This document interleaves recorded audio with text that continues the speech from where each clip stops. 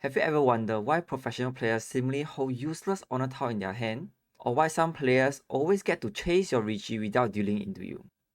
The main strategy they adopt is a concept called Sakigiri. Welcome to my channel, I'm Feng, and I've played Riichi Mahjong for 10 years and have reached 8 Dan in Tenhou, which is the equivalent of a Celestial in Mahjongsoul. Ever since I've learned about Sakigiri, I've started to see Riichi Mahjong very differently, and felt that I have better control in my games. So in today's video, I'm going to go through this concept to optimize your gameplay. This strategy is extremely broad in nature and difficult to master, but it is one of the main strategies that you have to learn in order to become a stronger player. If you are new to Sakigiri, welcome. To translate literally from Japanese, Sakigiri means discard in advance. It is a discard made that intentionally reduces tile efficiency or possibly hand value in exchange for keeping a safe tile. Let's look at an example here with a rather average hand that we simply want maximal tile efficiency to reach Tenpai. A Sakigiri here will mean discarding 2M, sacrificing 2M and 9p tile acceptances to keep a safe tile pay. Here's another example. While 3S might seem useless here, but discarding it sacrifice Tan Yao upgrades to keep a safe tile pay. So far, Sakigiri looks like a simple concept, but I want to go through some of the cases that look like Sakigiri, but they are actually not, to deepen your understanding. This example clearly shows 3S as a redundant tile. Unlike in the previous example where 3S served as a potential upgrade, there's no loss in this 3S discard here. Some players consider this as a Sakigiri because the definition they learn is something like discarding dangerous tiles first to keep a safe tile. In the scope of the Sakigiri I'm teaching, this is not a Sakigiri because there is no trade-off at all. 3S simply doesn't add any value and it is more dangerous to hold. This is simply just a tile discarded out of redundancy. Here's another example. 1M discard doesn't affect anything. 3M acceptance is still preserved and 1-4M pair isn't needed at all in this hand. Remember that Sakigiri must have a trade-off. Tile efficiency or value versus holding safe tiles. As you have seen from the past examples, Sakigiri can happen in various shapes and various shapes. To begin this journey, we start mastering Sakigiri from Perfect E Shanten hand shape. Perfect E Shanten refers to ramen shape with one of the ramens that contains a pair like this. The Sakigiri here is to discard 6M, where you will sacrifice 6M and 8S acceptance for safe tile pay.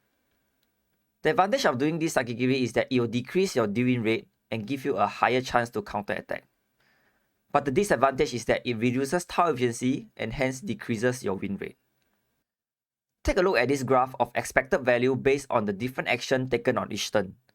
Expected value means the average value you expect to gain, so you always want to take the move that yields the highest expected value. At the start of the curve, you can see the white line, keeping safe tile, has the lowest expected value. Once it reaches turn 5, keeping safe tile becomes higher than keeping double Musuji 456. If you're new to Suji theory, double Musuji means the tile can dealt into 2 Suji sets. For example, 5 can deal into 2-5 and 5-8. At turn 8, keeping safe tile becomes higher than keeping 2-8 or 3-7 tiles. Lastly, at turn 15 and onwards, keeping safe tile is the worst move. By the way, this graph is taken from this book called The Modern Mahjong Latest Theory, Chapter 1, by Hirasawa Genki. It is quite an easy to read book, which I think anybody with N3 in Japanese proficiency should be able to read it. Although the graph is based on non-dueler, I summarized when to Sakigiri based on turn number and duelership with additional research into this table. It's quite important to note that you should not Sakigiri when you are a dueler and after turn 14, regardless of duelership. This is because you need maximum tile efficiency for Keishiki Tenpai, known as K10. Keishiki Tenpai refers to an no Yaku Tenpai hand. When you have a Tenpai hand during draw, you get to gain 1 to 3,000 in points. Another point is because it is so late in the game, any Sakigiri at this stage is risky and the odds of reaching Tenpai is low within the next 3 turns anyway. Let me introduce one more dimension to fine-tune this table. Number of tiles discarded. We have learned that discarding 6M here means losing a total of 4 tiles of efficiency. But what if one of the 4 tiles is discarded? Or 2? Or 3? Obviously, if it's 4 discarded, then 6M should be discarded immediately since it no longer helps with tile efficiency. There must be a balance somewhere between 1 to 3. After doing some estimated math, which I'm going to show you afterwards, this is my personal guidelines. 3 discarded, Sakigiri immediately, as 1 tile efficiency is too little gains for too much risk keeping it. 1 discarded generally makes no difference, but dealer should also Sakigiri double Musuji 456. Surely, memorizing them and applying them religiously might seem easy, but in the second part of this video, I'm going to go through all the concept behind this, so that you can learn to formulate your own Sakigiri threshold as you incorporate more factors into your game. You need this concept to build a very solid foundation in order to learn from basic Sakigiri to advanced Sakigiri. If you find this video useful, please remember to like and make sure that you subscribe to this channel to make sure you do not miss out any new videos. In any decision made in Mahjong, we simply want to win more than we lose.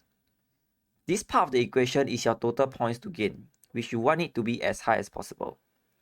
This part is the points to lose, which you want it to be as low as possible.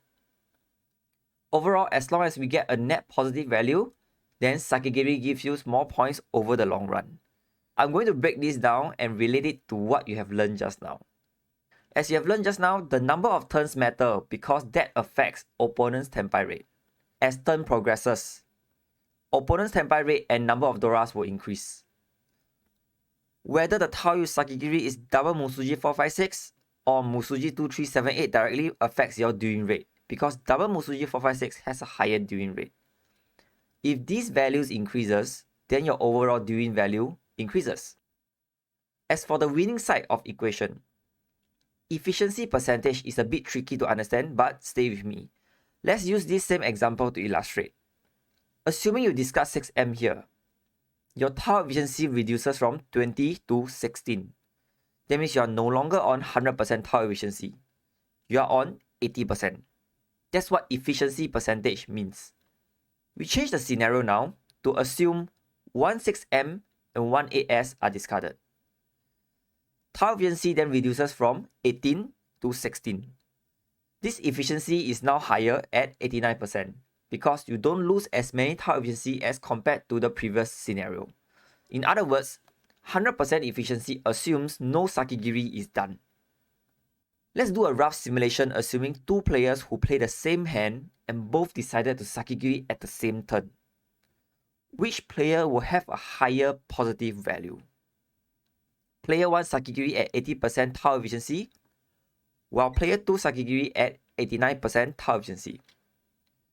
We assume both having a hand of 6000, which is average Riichi value of non-dealer.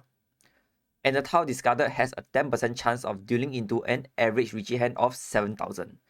7000 is because it includes dealer and non-dealer, giving us a total 700 points. When we work out the math, player 1 sacrificed 1.2 thousand points of gains to avoid losing 700 points, netting a negative 500.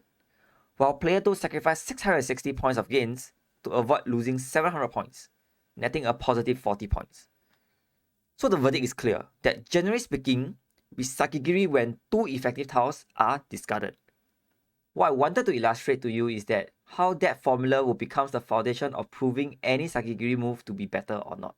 As we progress to incorporate more factors in the future videos, we will be discussing how they will affect your dueling rate, your win rate, your hand value, and your tile efficiency percentage. This is important because if you are a player who is more defensive in nature, you are always afraid to deal in, you are very likely to over Sakigiri out of anxiety or fear. So if you have this issue, always remind yourself of what you learned from this video. It's about the tile you are discarding to Riichi, the number of effective tile left, and whether you are dealer. We are not over yet. I prepared some case study and quiz on Sakigiri for you. Bob has watched this Sakigiri video recently and decided to apply what he has learned. He discarded 5M here, citing that it's already turn 5 and he is non-dealer, which is the guideline of turn 5 to 14 to Sakigiri a double Musuji 456. Did Bob apply correctly? Pause the video here to think before proceeding. Unfortunately, Bob got it wrong, because it is not a perfect Shanten hand. Why can't we apply it on this Shanten hand? At the current stage, Bob needs 1469S to reach Tenpai. At a glance, it looks like 5M is useless.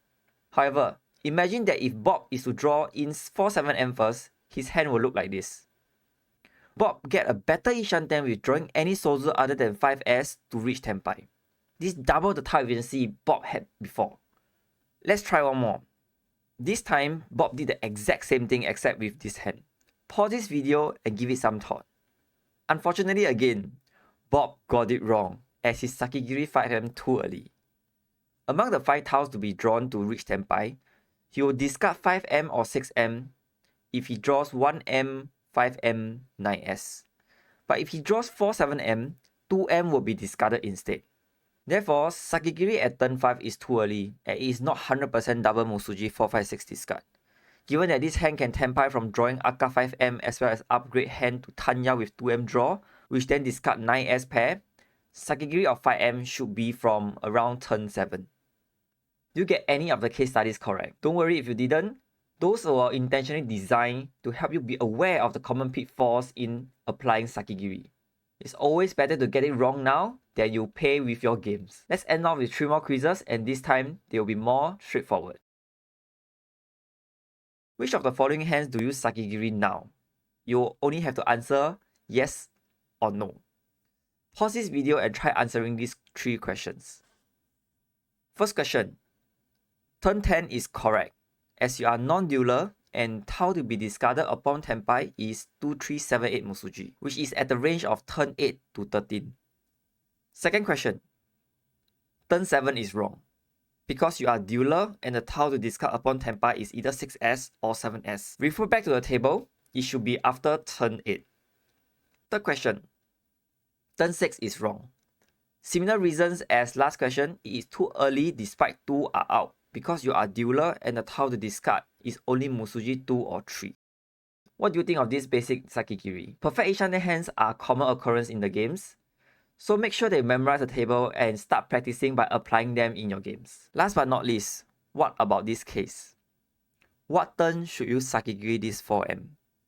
This is not taught in this video, but let me know what you think in the comment, and I'll see you in the next Sakigiri video.